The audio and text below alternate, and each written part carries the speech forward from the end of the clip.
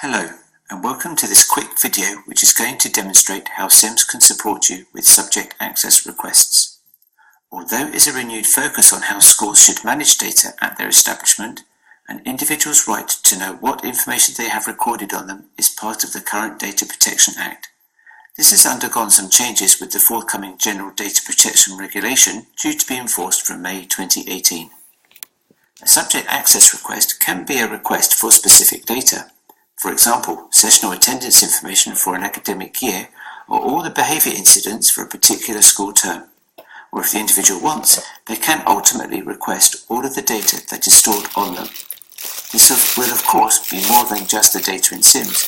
This could be handwritten lesson observations, paper application forms, or a variety of other electronic files saved on your computer or network. In SIMS, you are likely to run many custom and predefined reports. This could be time-consuming and a challenge to manage. The autumn 2017 release of SIMS introduces the new Person Data Output feature to reduce this burden. Let's take a look.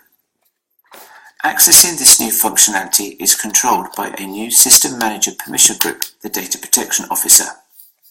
Once this permission is granted to a user, they will have access to the new menu route, Routines, Data Out, Person Data Output.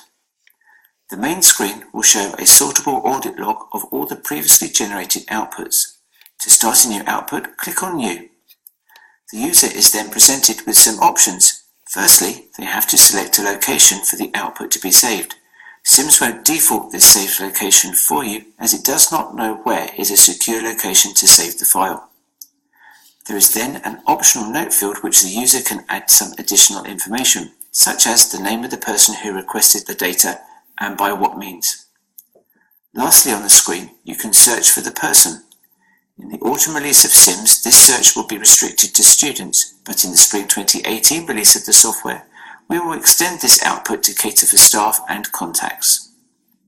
Once the correct student has been selected, click on Generate. To ensure that the user understands their responsibilities as the data controller and processor, we have included a disclaimer text that highlights useful information from the ICO website. This covers topics such as safe redaction of data and reiterating the point that this report contains highly sensitive data with which careful consideration should be given when returning this to the individual. Ticking to agree to the terms and conditions activates the Continue button. After a short pause, the output will open in Microsoft Word.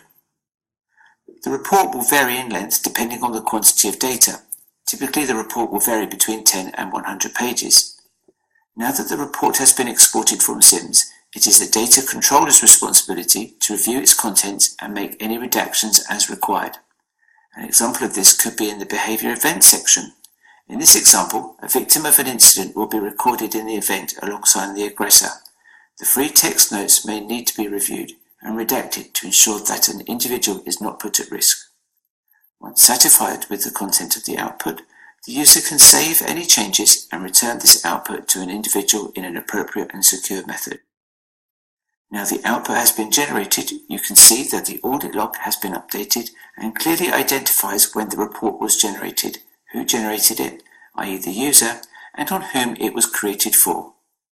So to summarise, the output saves to Microsoft Word.